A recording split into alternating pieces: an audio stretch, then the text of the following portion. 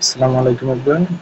তো আজকে আমরা দেখব যে চতুর্থ শ্রেণীর গণিত যোগ বিয়োগ ও গুণ ভাগ সংক্রান্ত সমস্যাবলী।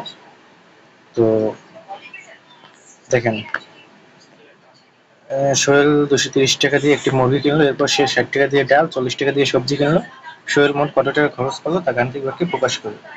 ঠিক আছে, তো এগুলো কি করতে হবে? তাহলে সোহেল 230 টাকা দিয়ে প্রথমে একটি মুরগি কিনলো, এরপর 60 টাকা দিয়ে ডাল কিনলো আর 40 টাকা দিয়ে সবজি কিনলো। তার মানে টোটালি সবগুলোকে যোগ করা হবে, যোগ করলে আলটিমেটলি দাঁড়ায় 330। ঠিক আছে, তো গাণিতিক সমস্যার সমাধান একজন কিভাবে চিন্তা করছে তা আমরা তার গাণিতিক বাক্য দেখে বুঝতে পারি। সংখ্যাগুলো একটি করে যা প্রথমে বিভিন্ন দলে ভাগ করি, যেভাবে যোগ করে না কেন উত্তর একই হবে। তো এইভাবে দেখেন, 200 যদি আমরা 230 যোগ 60 যোগ 40 এইভাবে করলেও যা, আর 60 যোগ 40 কে প্রথমে যোগ করার পরে 230 যোগ করলেও একই। তো এক একজনের চিন্তা এক একভাবে থাকতে পারে।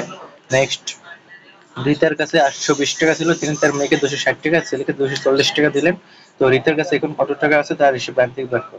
তো তার কাছে 820 টাকা ছিল, সে খরচ করলো কত? মেয়েকে 260 টাকা দিল আর ছেলেকে 240 টাকা দিল। তো মৃত্যুর ধারণা এইভাবে হতে পারে: 820 থেকে 260 বিয়োগ আর বিয়োগ 240। ঠিক আছে, তো প্রথমে 820 থেকে আমরা 260 বিয়োগ করলাম 560, তারপরে বিয়োগ 240 দিলাম 320। সবুজের ধারণা, ও প্রথমে কি করলো? আপনার মেয়েকে 260 টাকা আর ছেলেকে 240 টাকা এটা যোগ করলো। যোগ করার পরে যে রিতের কাছে 820 টাকা ছিল ওটা থেকে ও বিয়োগ করে দিচ্ছে। ঠিক আছে, তো 260 আর 240 যোগ করার পর, তো দুটি ট্রের প্রতিটি 4টি করে প্লেট রয়েছে, আমি প্রতি প্লেটে 3টি করে পেঁয়াজু রেখেছি। তো দুটি ট্রেতে মোট কতটি পেঁয়াজু আছে তা গাণিতিক বাক্যের সাহায্যে প্রকাশ করি। তো এটা বিভিন্ন ভাবে হতে পারে। যেমন কাজল ধারণা করলো যে আহ, যেমন কাজল কি ধারণা করলো, 3 গুণ 4 গুণ 2, 4 প্লেট হচ্ছে 4টা, পেঁয়াজ হচ্ছে 3টে, আর টিরে হচ্ছে 2টা। ঠিক আছে, তো তার মানে 24। আর আমিনুল ধারণা করলো যে 4, ঠিক আছে, 4টা কি আছে আপনার এখানে 4টা প্লেট আছে। ঠিক আছে, আর টিরে আছে 2টা।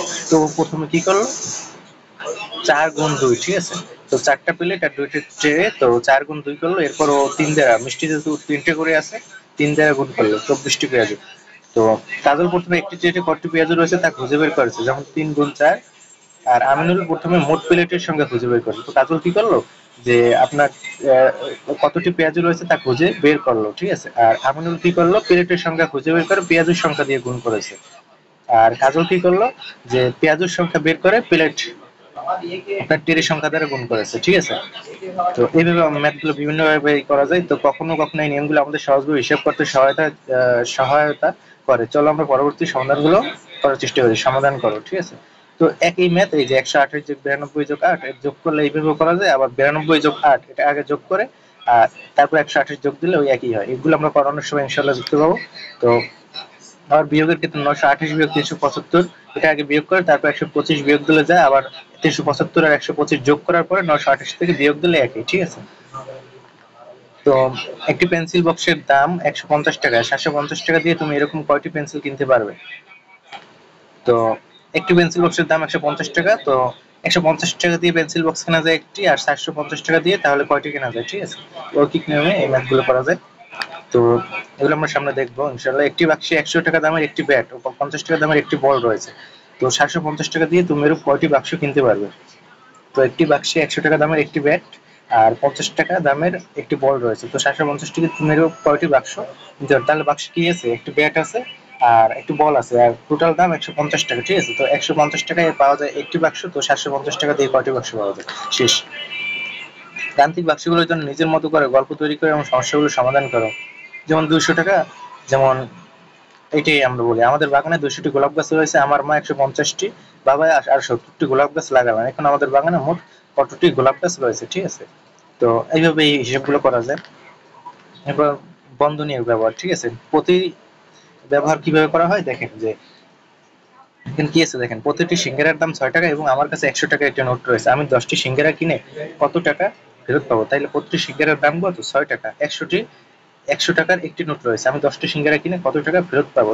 তো এখানে তাহলে 10 গুণ 6, যেহেতু 10টি সিঙ্গারা 10 গুণ 6, আর তাহলে 100 থেকে টোটাল টাকা বিয়োগ। ঠিক আছে, তো তাহলে বের হয়ে যাবে কত টাকা ফেরত পাবো। তো এই কারণেই ঠিক বন্ধনীয় ব্যবহার। যেমন একটি সিঙ্গারার দাম আপনার 10 টাকা, 6 টাকা, আর 10টি সিঙ্গারার দাম কত? 6 গুণ 10। তো এটা আমরা বন্ধনীতে করে দিলাম। তো মোট খরচা হলো এত টাকা, আর মোট ছিল 100 টাকা। তো 100 টাকা থেকে ওইটা বিয়োগ দিয়ে দিলাম, ঠিক আছে। তো একটি ইলিশ মাছের দাম 300 টাকা, জোড়া কবুতরের দাম 200 টাকা। তো একটি ইলিশ মাছ একটি কবুতর কিনলে আমার মোট কত খরচ হবে? তো একটি ইলিশ মাছের দাম হলো আপনার 300 টাকা, আর জোড়া কবুতরের দাম হলো 200 টাকা। তো একটি ইলিশ মাছ একটি কবুতর কিনলে আমার মোট কত খরচ হবে? তো একটি ইলিশ মাছের দাম 300, আর এক জোড়া কবুতরের দাম 200। তারপরে কি আছে দেখেন, একটি বাঁধাকপির দাম 25 টাকা, একটি কুমড়োর দাম 60 টাকা হলে দুটি বাঁধাকপি ও 3টি কুমড়োর দাম কত হবে? তো তাহলে দুইটি বাঁধাকপি যেহেতু, তাইলে আমরা কিভাবে করব? বা 2 গুণ 25 এটা আলাদা করলাম, আর এই কারণে ঠিক বন্ধনের ব্যবহার। আর কুমড়োর দাম 3 গুণ 60, তাহলে তিনটি যেহেতু কিনছে 3 গুণ 60, আর এইটির কারণে এই বন্ধনের ব্যবহার, তারপরে মোট খরচ যোগ। তো এগুলোই হলো যোগ বিয়োগ গুণ ভাগ সংক্রান্ত সমস্যা। তো গাণিতিক বাক্যে লেখার সময় উক্ত নিয়মের সাথে বন্ধনী দেখেন, একই গাণিতিক বাক্যে যোগ বিয়োগ অথবা গুণ ভাগ সম্পর্কিত সমস্যা থাকলে প্রথমে গুণ অথবা ভাগ এর সমাধান করতে হয়, ঠিক আছে। তো গুণ একই গাণিতিক বাক্যে যোগ অথবা বিয়োগ এবং গুণ অথবা ভাগ সম্পর্কিত সমস্যা থাকলে প্রথমে গুণ অথবা ভাগের সমাধান করতে হয়, প্রথমে গুণ বা ভাগের সমাধান করতে হয়। কিন্তু গুণ এবং ভাগের ক্ষেত্রে বাম থেকে ডানে হিসাব করতে হয়, ঠিক আছে। তো গাণিতিক বাক্যে লেখার সময় উক্ত নিয়মের সাথে বন্ধনী ব্যবহার করার প্রয়োজন নেই। আমরা উপরে গাণিতিক বাক্যগুলো নিম্নলিখিত উপায়ে লিখতে পারি। যেমন 100 বিয়োগ 10 গুণ 6, ঠিক আছে। তো প্রথমে গুণের কাজ করতে হয়, তো এইভাবে এই কারণে বন্ধনী ব্যবহার না করলেও হয়, ঠিক আছে। এই উপায়েও লেখা যায় 300 যোগ 200 যোগ 2, তো 300 যোগ 200 সরি ভাগ 2। তো এইভাবেও করা যায়, ঠিক আছে। যেহেতু ভাগের কাজ প্রথমে, তো 200 ভাগ 2 আমরা আগে করব। আবার দেখেন 25 গুণ 2 যোগ 60 গুণ 3, ঠিক আছে। যেহেতু গুণের কাজ প্রথমে, গুণের কাজ আমরা আগে করে নেব এখানে, তারপরে এই মাঝখানে যোগের কাজ করব। তো প্রথমে 25 গুণ 2 করলাম, আর 60 গুণ 3 করলাম, আর তারপরে যোগ করে দিলাম দুইটা। আমরা জানি যে গুণের কাজ আগে করতে হয়, ঠিক আছে। তো এটা করতে হবে। আর এবার দেখেন হিসাবের ক্রমটি খেয়াল রাখতে হবে। তো ওইটাই যা বললাম, হিসাবের ক্রমটি খেয়াল রাখতে হবে। তারপর দেখুন ক্রম অনুসারে তার নিচের সমস্যাগুলো সমাধান করি। তো প্রথমে গুণের কাজ করতে হবে, 9 গুণ 8 গুণ করে দিলাম, আর 4 গুণ 2 গুণ করে দিলাম, আর শেষে কি করতে হবে? আপনার যোগ করে দিতে হবে। তাহলে 8 নং যত হবে তত, আর 4 দুগুণে 8, ওই দুইটাই আমরা যোগ করে দেবো, ঠিক আছে। 8 নং 72, আর ওই 8, তাহলে কত হয়? 80।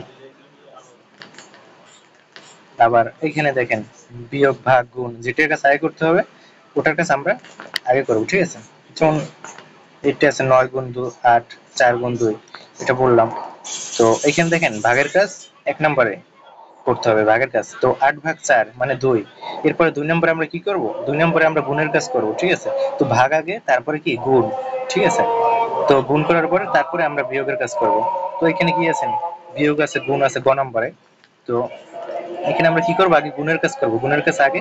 তো গুণের কাজ করার পর 4 দুগুণে 8, তারপর বিয়োগ দিলাম 8 থেকে। তো এই সাধারণভাবে বাম থেকে ডান দিকে হিসাব করতে হয়, ঠিক আছে। সাধারণভাবে বাম থেকে ডান দিকে যদি কোনো গাণিতিক বাক্যে প্লাস বা মাইনাস এবং গুণ বা উভয়ই থাকে, তবে প্রথমে গুণ বা ভাগের মধ্যে যেটি বাম দিকে থাকে তার হিসাব করতে হয়। বন্ধনী থাকলে আগে বন্ধনীর ভিতরে হিসাব করতে হয়। যদি দেখেন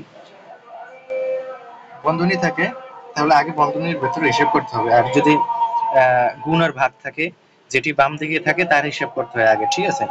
আর যোগ বা বিয়োগ থাকে, তাহলে যেটি বাম দিকে থাকে তাহলে করতে হয়। আর যোগ বিয়োগ গুণ ভাগ থাকলে আগে গুণ বা ভাগের কাজ করতে হয়, ঠিক আছে। আর গুণ বা ভাগের মধ্যে যেটি বাম দিকে থাকে তার হিসাব হিসাব করতে হয়, ঠিক আছে। প্রথম গুণ বা ভাগের মধ্যে যেটি বাম দিকে থাকে তার হিসাব করতে হয়। তো ভাগের কাজ আলটিমেটলি আগে, তারপর যোগ বিয়োগের কাজ এইখানে। তো আর বন্ধনী থাকলে বন্ধনীর কাজ আমাদের আগে করতে হবে। দেখেন হিসাবের নিয়ম ও ধারণা, এর কিছু লাল আর কিছু সবুজ আপেল রয়েছে, মোট আপেলের সংখ্যা কত? অনেক উপায়ে সমস্যাটি সমাধান করতে পারি। তো দীপিকা কি করলো, যে আপনার কি করলো 4 যোগ 3 গুণ 8, 4 যোগ 56টি আপেল। আর শ্যামল কি করলো 4 গুণ 8 যোগ 3 গুণ 8। তো দুটি গাণিতিক বাক্যের উত্তর একই। গাণিতিক বাক্যগুলো ভিন্ন হলেও যখন উভয় পাশের যোগফল সমান হয়, তখন গাণিতিক বাক্য দুটিকে সমান চিহ্ন দিয়ে সংযুক্ত করতে হয়। তো দেখেন এখানে 4টা সারিতে আপেল আছে, আর আপনার কলাম আছে 8টি, সারি আছে 4টি। তো আর এইখানে আছে 3টি সারি, আর কলাম আছে 8টি। তো দীপিকার ধারণা কি? আপনার দেখেন 4 যোগ 3, তো আগে আপনার এই যে 4 যোগ 3 সারি সংখ্যা আগে যোগ করলো, ঠিক আছে। 4 যোগ 3 7, এই বরাবর যোগ করার পরে তারপরে গুণ করলো আপনার এই যে 8 দিয়ে, ঠিক আছে। আর শ্যামল কি করলো, 4 গুণ 8 আলাদা আলাদা ভাবে বের করলো। প্রথমে 4 যে আপনার হরিজন্টাল এন্ড ভার্টিক্যাল আপনার লম্বিক ভাবে, এবং শ্যামলের ধারণা তাহলে 4 গুণ 8, আর তারপর যোগ করলো 3 গুণ 8। ঠিক আছে, তো তো দেখেন বন্ধনীযুক্ত চতুর্ভুজ, ত্রিভুজ এবং বৃত্ত এর স্থানীয় সংখ্যাগুলো বসিয়ে নিম্নের শুধু পরীক্ষা করা যায়। তো এগুলো ওই একই নিয়মে। তো এখানে আমরা প্রথমে গুণের কাজ করব, পরে বিয়োগের কাজ করব কতে, আর কতে ব্র্যাকেটের কাজ আগে করব, বিয়োগের কাজ তারপরে গুণের কাজ করব। ঠিক আছে, তো হিসাবের নিয়ম ব্যবহার করে সমাধান করি। 25 গুণ 32, তো এটি সহজে করা যায়, সহজ যে করার সহজে যাতে করা যায়। তো আমরা যদি 25 গুণ 32 আমরা জেনারেলি পারি না কত হয়, তো 32 কে যদি 4 8 32 লিখি, তো 25 গুণ 4 করলে আমার হয় 100, আর 8 দিয়ে গুণ করলে 800, শেষ অ্যান্সার। 99 গুণ 9 এইভাবে না করে যদি আমরা করি 100 বিয়োগ 1, 100 থেকে 1 বিয়োগ দেই, তো এটাকে উভয়কে যদি 9 দ্বারা এরপর গুণ করে দেই, 9 গুণ 100 আর 1 গুণ 100, আর মাঝখানে এই যে বিয়োগটা, তো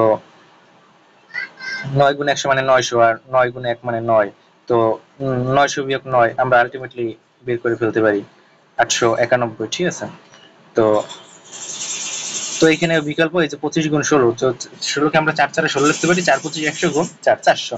ঠিক আছে, তো আবার 24 কে 4 24, 4 25 100, আর হলো যে আপনার 6, তাহলে 6 গুণ করলে তাহলে 600। তো এগুলো আমরা করার সময় দেখবো ইনশাআল্লাহ। হিসাবে নিয়ম ব্যবহার করে সমাধান করো। প্রত্যেক তরমুজ 98 টাকা। ঠিক আছে, এই যে লাস্ট এটাই শেষ। তো প্রত্যেক তরমুজ 98 টাকা দরে বিধান ত্রিপুরা 5টি তরমুজ কিনলেন, তার মোট কত খরচ হলো? তো প্রত্যেক তরমুজ কিনলে 98 টাকা করে, তো 5টি তরমুজ তাহলে 5 গুণ 98, তাহলে খরচ হলো কত? 5 গুণ 98। মায়ের কাছে 36টি ছোট ব্যাগ রয়েছে, প্রতি ব্যাগে 25টি করে জলপাই রয়েছে। তো একটি ব্যাগে আছে 25টি করে জলপাই। ঠিক আছে, মায়ের কাছে মোট কতটি জলপাই রয়েছে? তার কাছে ব্যাগ আছে কয়টি? 36টি। তো একটি ব্যাগে আছে 25টি জলপাই, 36টি ব্যাগে আছে আপনার কয়টি? 25 গুণ 36। তো এই সংক্ষেপে করার জন্য 36 কে আমরা কি লিখতে পারি? আপনার 4 নং 36, তো 4 25 কে 100, আর 9 গুণ 100 মানে কি 900। এইভাবে আমরা সহজে হিসাব করতে পারি। ঠিক আছে, তো আলটিমেট আজকে এই পর্যন্তই থাক। এরপর আমরা অনুশীলনী 12.3 যখন করব, ঠিক আছে, তো ওই ওইটার অনুশীলনটা আমরা যখন করব তখন ইনশাআল্লাহ আমরা সহজেই বের করতে পারবো। ঠিক আছে, অ্যানসারটা। তো আজকে এই পর্যন্তই, ধন্যবাদ সবাইকে।